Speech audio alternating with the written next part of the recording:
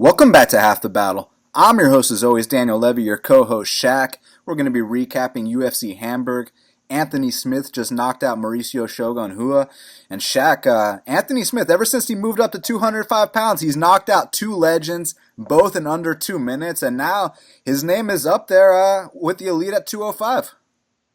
I mean, his career is definitely trending in the right path in just a couple months, man. I mean, he goes from 185 getting knocked out by Thiago Maeda Santos in April, and then now all of a sudden he's in the thick of the 205 title race. So, props to Anthony Smith. His career is trending in the right way, and what a career turnaround.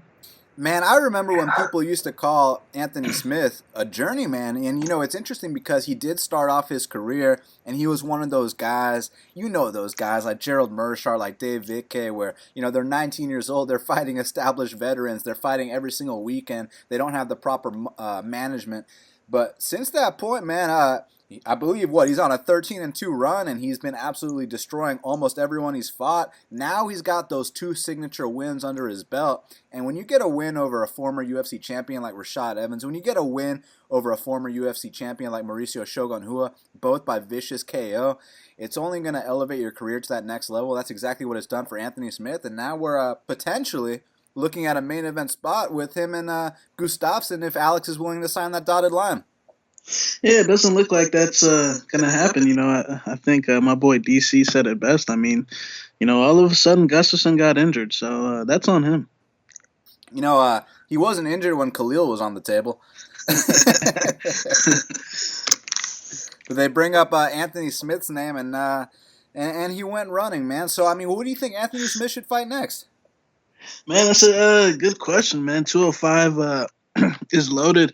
I was thinking about a good fight, him versus OSP, Anthony Smith versus OSP.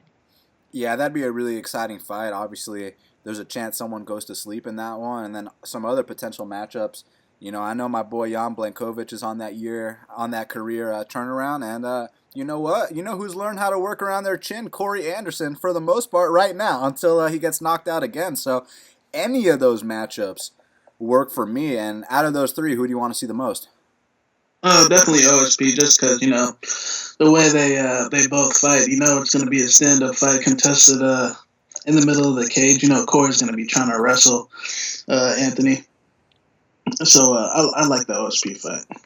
Yeah, and as far as Mauricio Shogun, who I know people are calling for him to retire, but I still think you can give him some young up-and-coming guys or even some older veterans, and I still think he's capable of winning fights inside the octagon. Yeah, Shogun, he just ran into a guy that, was just a very big boy, even though he's coming up from 85. He's still big at 205.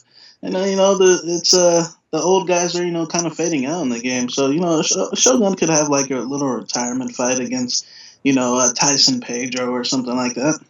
Or Misha Serkinov, Yeah, that works as well. And something else I was thinking about, obviously Rashad just retired. It's too bad we never got to see Shogun versus Rashad. But if Shogun decides that, hey, man, I still want to do this, but maybe I don't want to, fight the DCs, the Gustafssons, the John Jones, the Anthony Smiths of the world, maybe he can head over to Bellator or to Ryzen and, relive that glory that he had once back in the day, man. Maybe him and Vitor can take some supplements and fight each other in Japan. Yeah, but we need my boy Shogun to retire in the UFC. Do we? Does that even matter anymore? we don't really care about Vitor. Hey, but TRT Vitor, I'm a rip off Rogan. TRT Vitor is one of the most exciting fighters to watch. Yeah, but everyone likes Shogun more than Vitor. I'll tell you that much. Especially in Brazil, especially down there in Brazil. So yeah, Anthony Smith, he's got to get a top contender fight. And Mauricio Shogun, only legends fights, or give him, one of these young frauds like Pedro or Serkinov and let him get a win there. So Corey Anderson went out there. He defeated Glover Teixeira 30-27 on all three judges' scorecards. I mean, before the fight, we said it's either going to be Glover by KO or Corey by decision. It was Corey by decision, and I'm not going to sit here and act like he's learned how to work around his chin because, he got laid out stiff less than a year ago. But sometimes these guys do pull an Alistair Overeem, and they do get a couple wins despite their shitty chins. But it's going to come to light again. But for now, hey, enjoy this win, Corey, Yeah, Glover was definitely a step behind, but Corey's on point. Like I said, I think Corey's one of the best 205ers in the world. Top 3, 4, 5 is just that chin. If he can work around that chin, like we said with Overeem, just like Overeem, if he can work around that chin, he'd be amazing. But, he did for this fight, which is a great win. And I mean, he looks clean. I think he's got one of the most well-rounded games of the division. I don't think anyone can keep the pace with him in the division.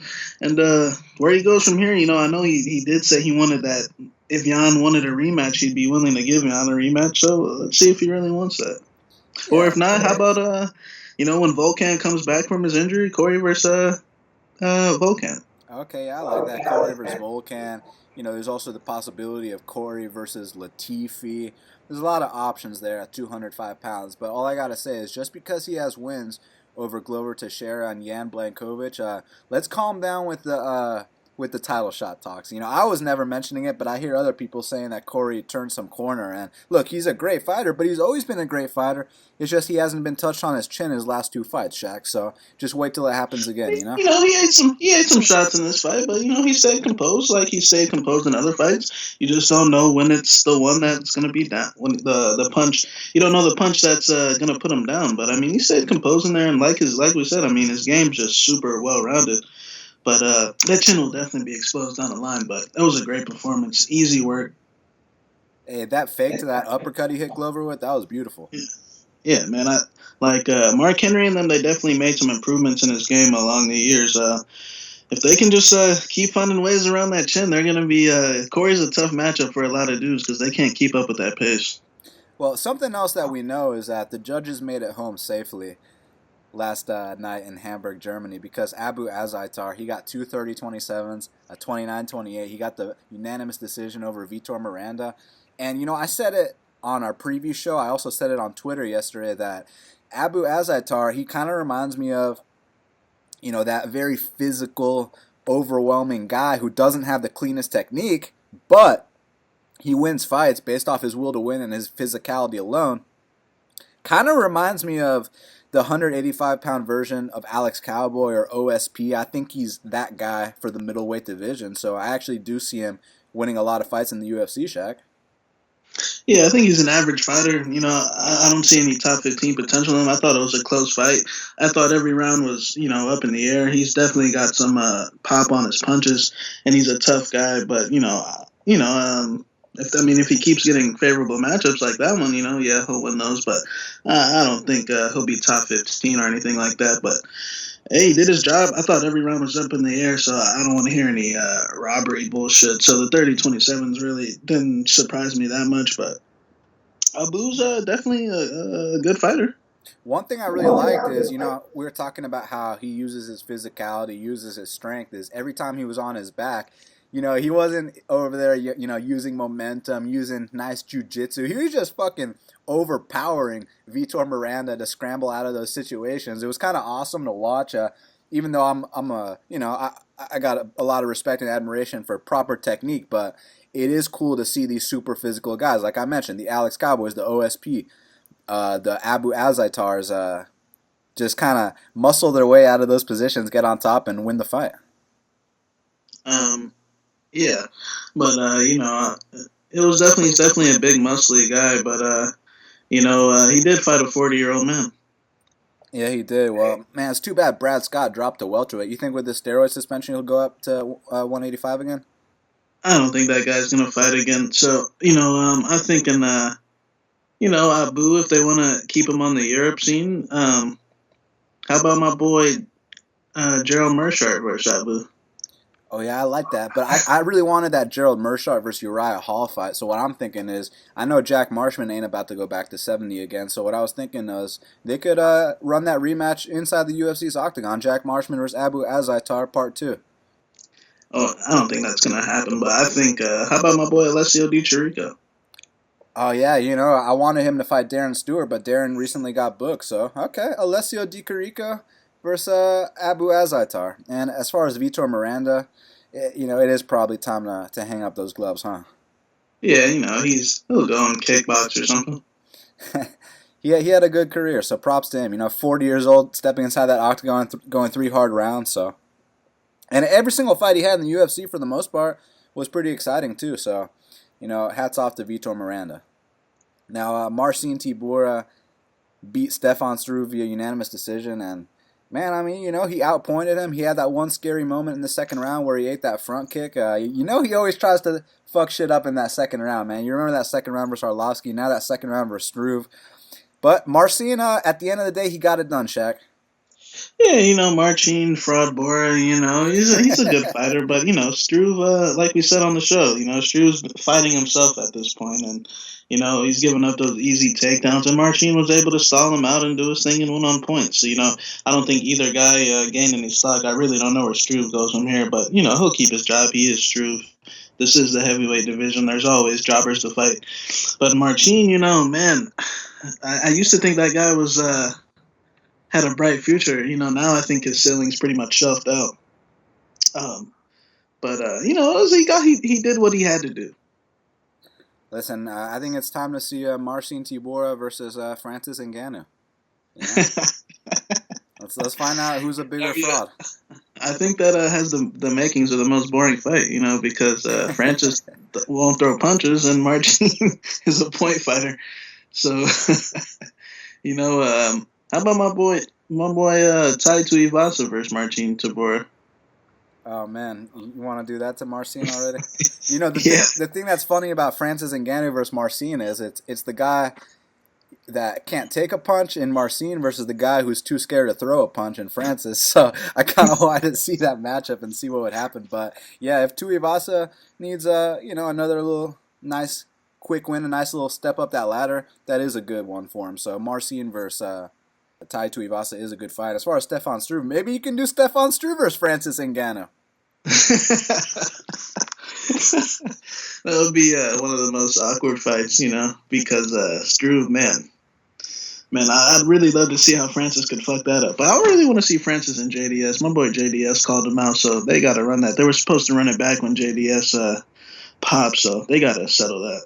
Yeah, I agree, but Francis needs to get his confidence back first. And even though JDS is, he's coming off a win, he's a little shot, but still, man, the way Francis fought his last one, and then obviously the thing is, at this point, Dana's done with him. They don't give a shit about Francis anymore. Now they're gonna start using Francis to build their other guys. Yeah, but I mean, to build JDS. JDS is already built up, so it's like, and who would win that fight anyways? Would Francis show up and sleep him, or would Francis be gun shy and get outpointed? But I got my boy JDS by vicious KO. Oh yeah. Who you got if Struve and Francis fight? You think Francis would launch him into the 10th row? Or you think Francis would be mesmerized by the height? Yeah, he'd probably knock out Struve, but from. Let me ask you this: would he knock out Struve if he went to France 1 week before the fight?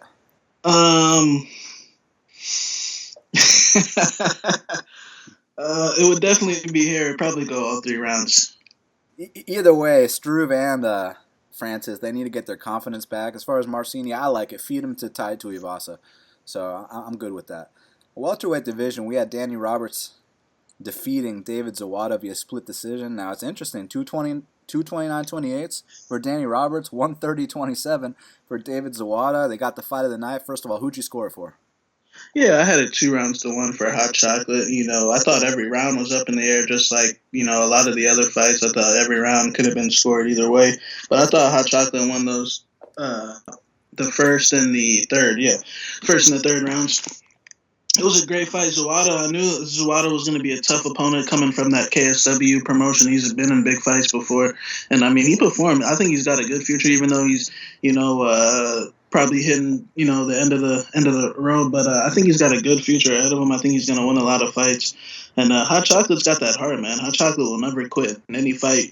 Yeah, he's chinny. Yeah, he's got those Travis Brown legs. But motherfucker, Hot Chocolate will not quit for anything. You have to put him out cold. So props to Hot Chocolate. I hope he got another $50K bonus. The guy's a consistent moneymaker too. He always brings it.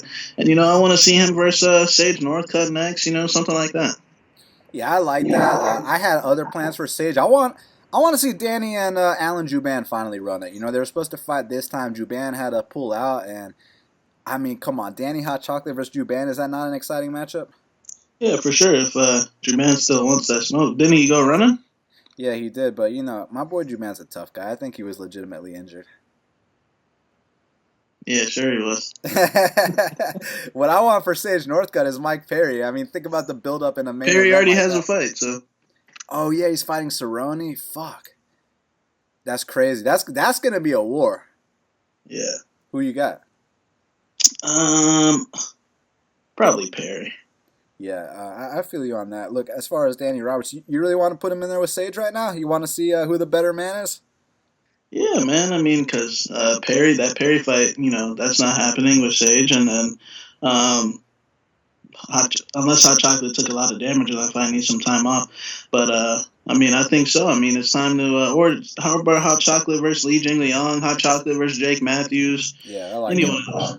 Yeah, those are good matchups. And as far as David Zawada, I kind of want to see him and Yancy Medeiros have a go at it. I think that'd be a very exciting fight. Yeah, but my boy Yancey's he's under some I don't know what's going on down there, but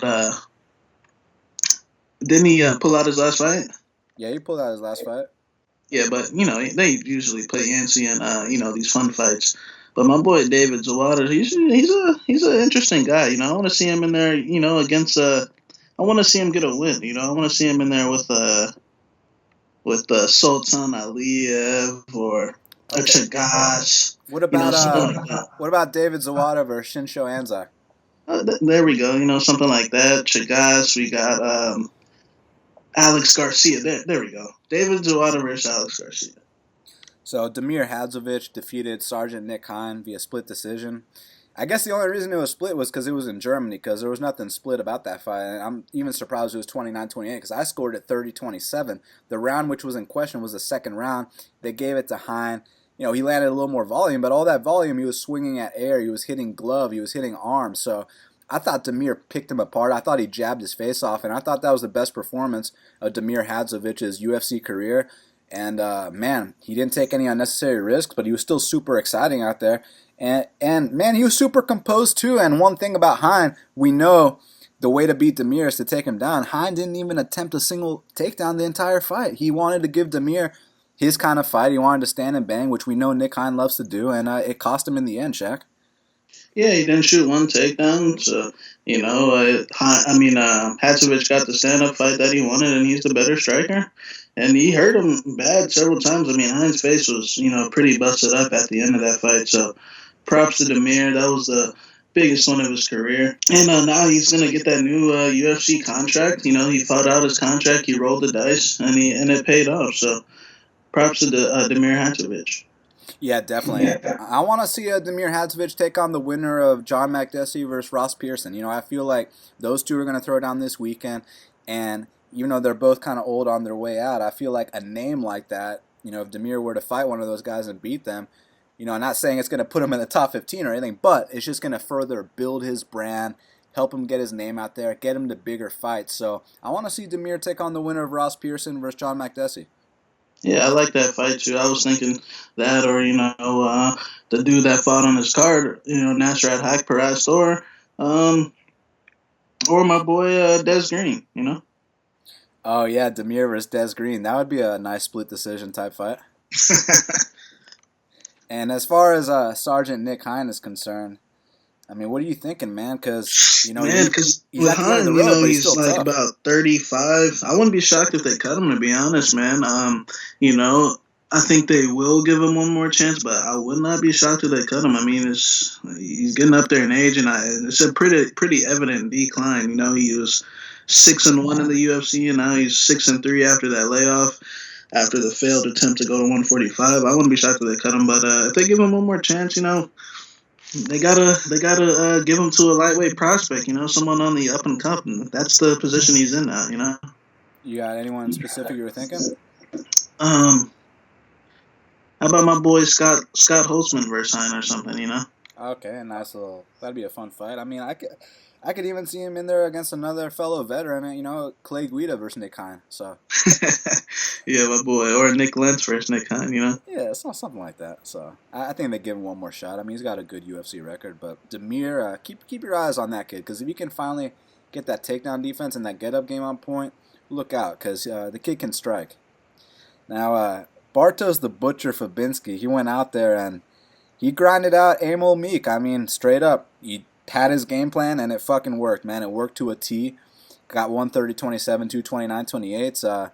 Emil Meek wasn't the guy to capitalize on the openings, but I guarantee you that he steps up in competition and someone will capitalize, Shaq. Yeah, eventually, like anyone else. But, Bartos is a serious matchup problem at 170. I mean, everyone can say what they want about it being boring and whatnot, but it's effective. And the only reason why they're saying these things is because they know that they can't stop it. So, Bartos is a serious matchup problem. Like we said, it's a different style of grappling than Kamaru. Bartos has better top control and just, overall better pressure when it just comes to grappling. So, Bartos, man, if a guy like gets matched up with Bartos, I'm instantly scared. But of course he sucks on the feet, but that wrestling, man, is gonna take him a long way. He's what we consider a specialist, man. Yeah, he absolutely is a specialist, and he's very good at that one style. And I want to see Bartos Fabinski versus Nico Price next, because Nico Price, what he's known for is he's an opportunistic finisher. And with Bartos Fabinski, you have to be opportunistic when you get that little bit of space. Emil Meek wasn't able to capitalize. I think a guy like Nico Price, at least I want to find out if he's able to capitalize when he gets that opening. So for that reason, I want to see Bartos Fabinski versus Nico Price.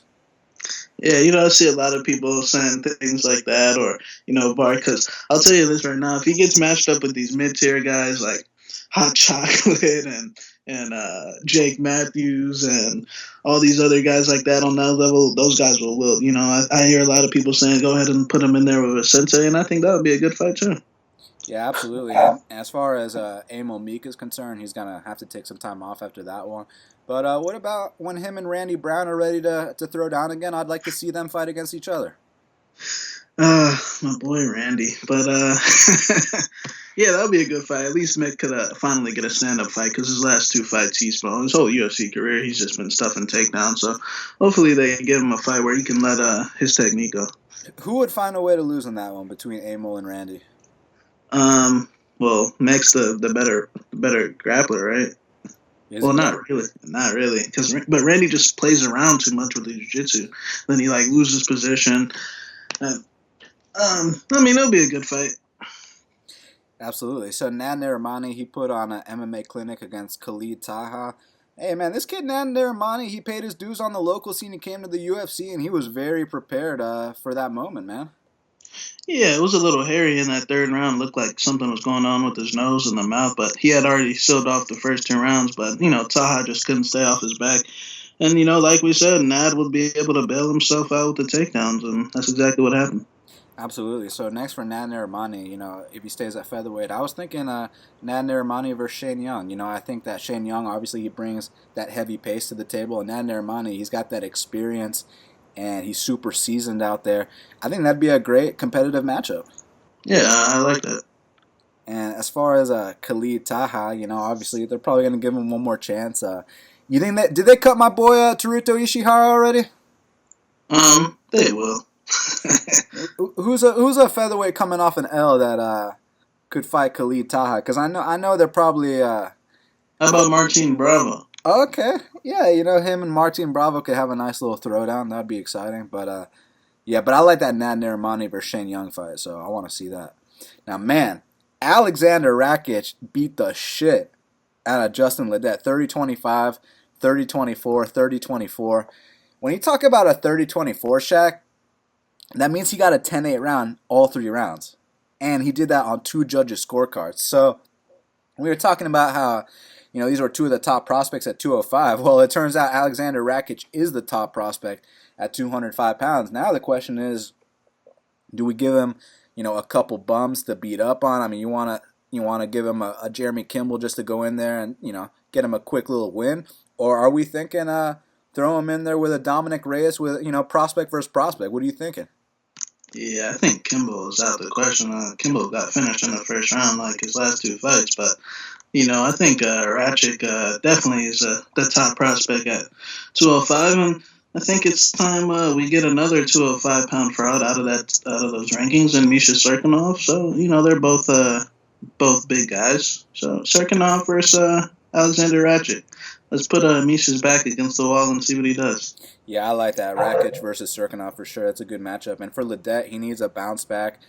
Here's where you use Jeremy Kimble. If they don't cut my boy Kimble, I mean, they got to use the next equivalent to him. But I'm thinking Justin Ledet get back on track, and Jeremy Kimble come take this L. Yeah, they'll give Ledet an easy fight next. Yeah, they better. Well, Manny Bermudez, Goddard wasn't even needed, man, because Manny Bermudez put Davey Grant to sleep in under a minute, 59 seconds into the first round.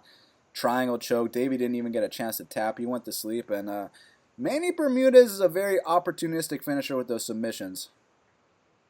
Manny Bermudez is actually, generally dudes with that style, we know that they're going to get exposed very soon. But with Manny, I think his might actually, extend a little bit, man. I think he might actually get through like 3 or 4 fights with this submission in the first round, because I mean the way he locks those things up, man, and his stand up looked a lot better than the debut too. I mean, I like how he faked that left hook and then came with the right hand. And I mean, I know Damian Stasiak and Cheeto didn't do that to Davey Grant, so that was pretty impressive, man. Manny's a serious guy. I bet a lot of 135ers don't want to fight him because, like, it's with him, it's like legit one fuck up on the mat. That's it. Dude, what I want to see is 2 top bantamweight prospects go at it. I want to see the American prospect Manny Bermudez take on the French prospect Tom Duquesnoy. I want to see Manny Bermudez versus Tom Duquesnoy. What do you think? I like that fight. That's a really good fight because we know that Frenchie lost his last fight, if we're being honest, against Tyrion. And Manny's not something to play with, man. And there's not going to be any controversy when you get choked out cold. You know what I'm saying? Exactly. And I'm interested to see if Duquesnoy can stay off the mat with him. Yeah. Well, if he can probably actually knock him out because we've seen Bermudez has a lot of holes in that stand-up. But that ground game is absolutely lethal. I mean, he might be the new school Drew Bronx.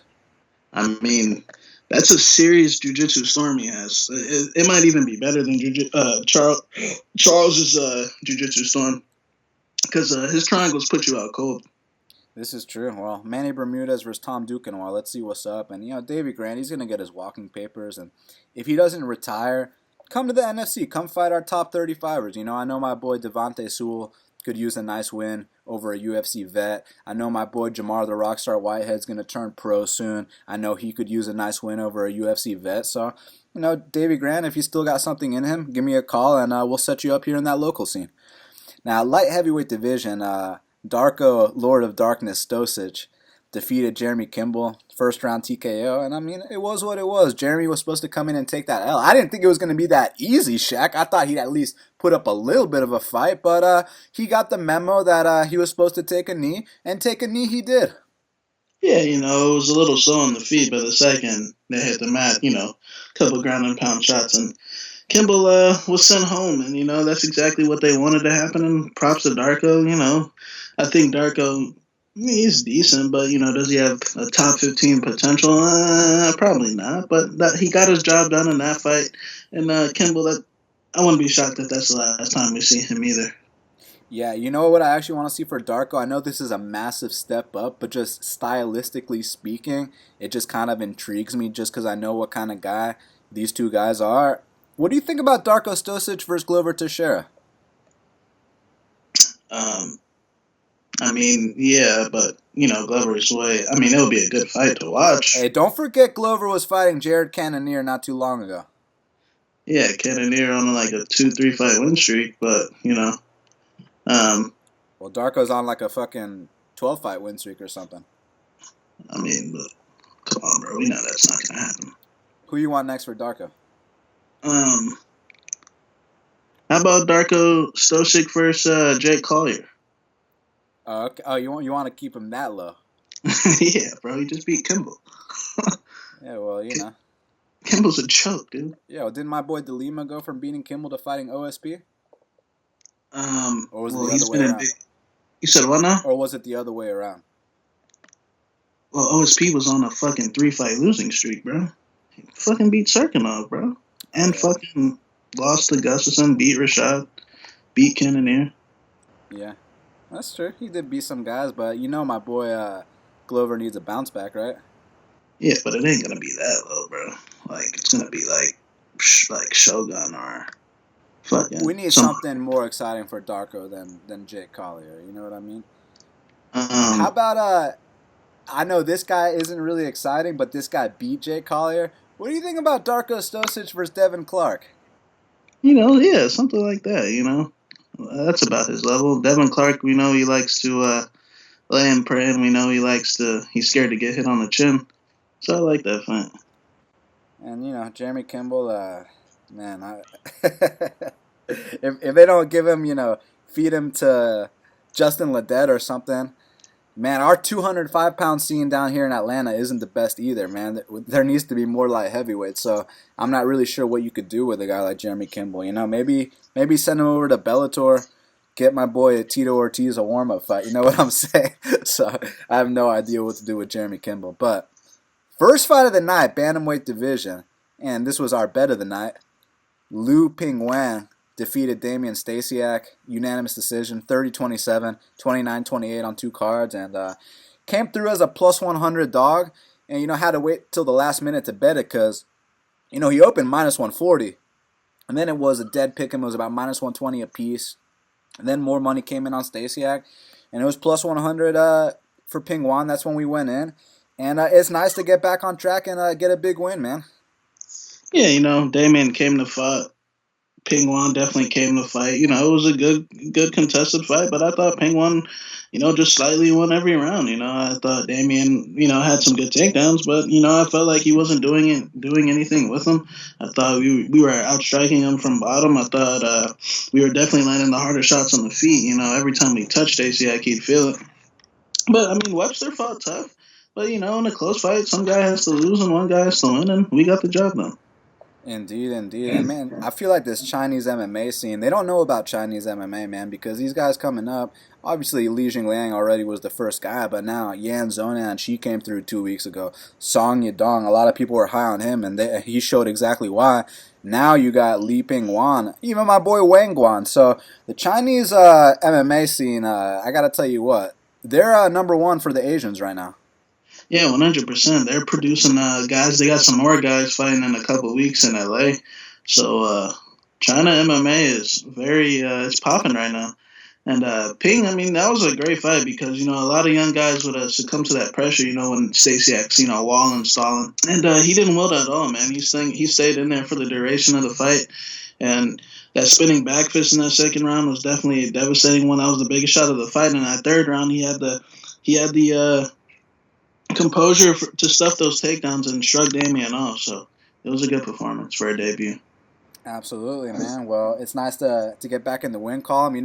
We're so used to winning that when we finally do take an L, and no one has an 100% hit rate in this game, but when we finally do take an L, it's like a shocker because we're so used to fucking winning. In the last 4 months, I mean, I can count on one hand how many losing events we've had. So, been killing it. Now we're back on track, and man, UFC Calgary is going down this weekend. The odds aren't released yet, but if they make the odds what I think they're going to be for this one particular matchup, all I got to say is I'm very excited. Yeah, nothing's final yet. I mean, of course, there's no lines out right now, but it's going to be a big card. Any card with Dustin Poirier on it's going to be a good card, and especially Eddie Alvarez. Those are two wild, crazy men, and they're going to try to take each other's heads off. And, I mean, even the Fight Pass prelims are pretty good, too. So I'm very ready for this card. It's a lot of money-making opportunities. Bro, the card is stacked top to bottom, and these odds are going to drop probably in the next 24 hours. So it's time to take advantage of more opportunities, keep moving forward, and we're very excited to get another big win. All right, well, Shaq, it's going down this Saturday, UFC Calgary. Obviously, we're going to break down the card a couple days after the odds come out. They can subscribe to Best Fight Picks at bestfightpicks.com, maxbetseason.com. We're going to get this money. We're going to get that job done long term. And real quick, because, people are wondering what we do, if we happen to take an L, because it is very rare, but sometimes it happens. This is the game we play. For every client that bought a one-event package and took an L with us, they get the next event free. And not only do they get the next event free, Shaq, they get to stay on our service until they get that money back they lost, and they get to profit. So, I mean, dude, we're out here trying to change lives, my man. That's all I got to say. So, I'm very excited about UFC Calgary. UFC Calgary is going to be one of the best cards of the year, man. A lot of good fights. You know, a lot of dudes need wins badly. Yeah, you know these guys fight very. You know these guys are dangerous when their backs are up against that wall. So very excited to see what happens. Well, thank you guys so much for listening. Appreciate all the support as always. Follow me at Best Fight Picks. Follow Shaq at MMA Genius 05. Subscribe to Half the Battle on iTunes, SoundCloud, YouTube, and Stitcher. Hook up those 5-star reviews on iTunes. We'll be back later this week. So until the next time, let's cash these bets.